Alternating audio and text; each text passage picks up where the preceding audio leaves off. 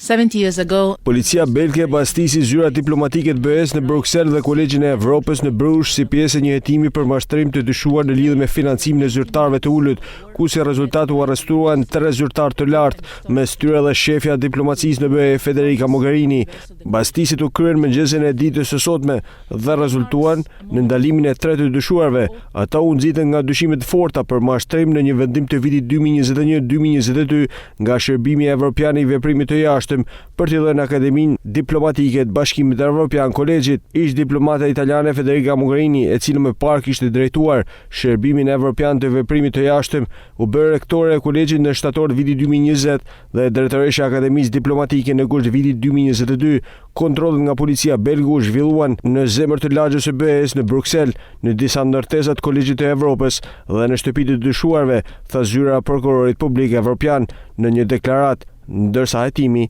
u mbështet nga zyra evropiane kundër mashtrimit.